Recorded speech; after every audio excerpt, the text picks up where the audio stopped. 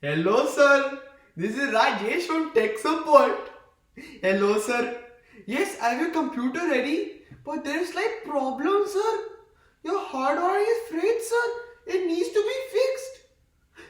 No, sir. Don't worry. I'll have it ready for you in 2 hours. Yes. Thank you, sir. My mom is very proud of me, sir. I hope to be a computer engineer one day. Indian parents have this crazy idea that to be a successful Indian, you must be an engineer, doctor, entrepreneur. Their strong beliefs on what is a successful career make everything else just not acceptable. If a son was to declare he wanted to be an artist, there would be World War III in the house. But many households, not just Indian, have set hardwired mentalities that are difficult to change. Are we aware of our own subtle biases that are usually harmless and seemingly natural? Like Indian parents who guide their children to what they believe are thriving careers? Are we aware that our own hardwired thoughts can gather momentum and like a boulder destroy everything in its path? Are we aware that our seemingly harmless beliefs can be preyed upon and leveraged to instigate negative actions? Actions that can explode into an avalanche of minority oppression, potentially leading to mass destruction and genocide. History shows us saddening examples. 80 years ago, a young boy exposed to anti-Semitic ideas throughout his youth grew up to become a powerful leader fueled with an obsession to purify the German bloodline. His name? Adolf Hitler.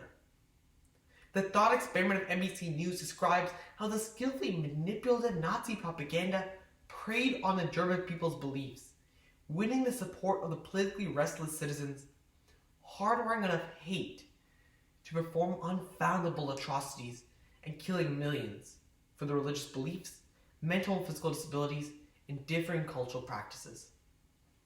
Cynthia Haven of the Stanford News describes how the hardwiring of falsified data into the minds of society makes it easy to blame select minority groups to where oppression is possible.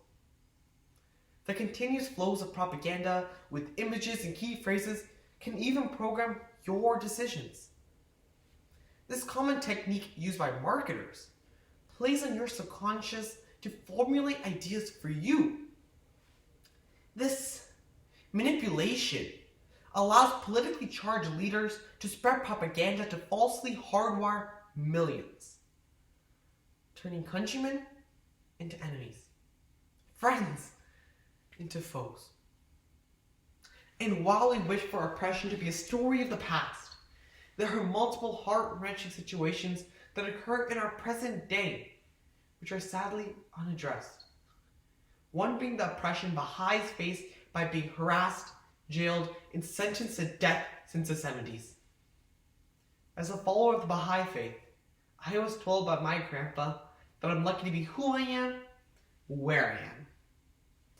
I never understood the enormity of this statement till I read about the persecution of Baha'is in the Middle East.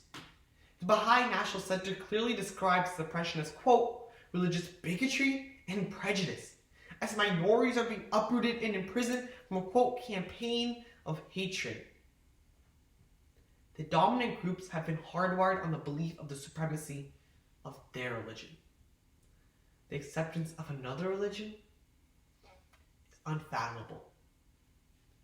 And just as Baha'is are being oppressed in the Middle East, Muslims are unlawfully and immorally detained in internment camps in China. CBS News estimates that 2 million Muslim Uyghurs and other minorities are held in re-education camps on the premise that all Islamic practices are a danger to society. Jen Kirby of Vox News calls out how the violent acts of a small Uyghur extremist group triggered a disproportionate, full-scale government attack on an entire minority group, condemning them all as terrorists and justifying the imprisonment of millions in an attempt to perform ethnic cleansing. After the horrific 9/11 attacks executed by 20 jihadists, Americans were hardwired on the idea that all Muslims are terrorists and a full-scale retaliation is spurred with the vague label that we were battling a war on terror. What our government seemed to leave out in their press statements was that when we invaded and now occupied these predominantly Muslim Middle Eastern countries, we killed innocent men, women, and children, spent over $5 trillion, and risked the lives of thousands of American troops. Though perhaps proactive military measures are needed in certain situations, we must become aware that our perceptions are leading to misguided actions propelled by our fears and assumptions instead of the truth and facts. And this hardwired stereotypical notion of Muslims isn't an idea of the past. With the increased pressures from the former president's push for a Muslim ban, 1% of the country, 3.4 million US citizens, face discrimination and racism and were viewed as extremists based on their religion. After the bombings in 2017, Muslims, like my extended family, feared for their well-being, to where ideas had to be circulated on how to prevent being falsely arrested and excessively searched in airports for having Muslim names. When my grandfather was detained for this exact reason, it really hit close to home. Such an unfair and maddening event caused by incorrect and prejudiced beliefs infuriated us. But luckily, my grandfather is a very understanding and forgiving man. But we are too quick to judge.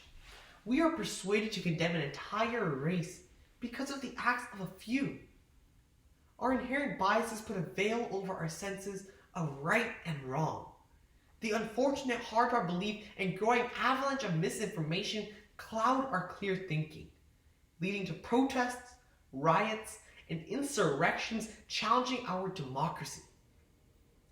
The hate-filled display on January 6th at our Capitol is the culmination of deep-rooted white supremacist beliefs, instigated by a barrage of mistruths.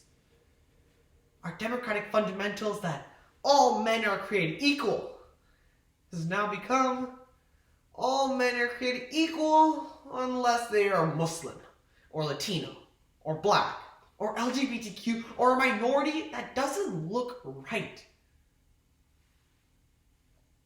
But 37.2% of the US are a minority. That's 122 million people classified as minority who have been affected by microaggressions that have taken over our country. It's time for a new beginning. It's time for us to become aware of our biases and fight for positive change. History gives us the opportunity to learn and evolve. President Biden's act removing the Muslim travel ban has given hope and a clear message that we cannot categorize people as terrorists based on their religion. As US citizens, we must hold our government and leaders accountable for their words and the messages they convey. We have to fight assumptions that are like contagious viruses, spiraling into a pandemic in need of a vaccine. We need to change our society to see true freedom and democracy that is the American dream. And as our president said in his inauguration speech, the American story depends not on any one of us, not on some of us, but on all of us. If we were hardwired like a computer, maybe the answer would be to reboot and hope the problem gets fixed. But we are a complex machine. Our problems stem from a lack of knowledge and hidden influence on our thoughts and beliefs. We need to give ourselves a chance to independently investigate the truth and work hard to fight against microaggressions that slowly give rise to larger atrocities.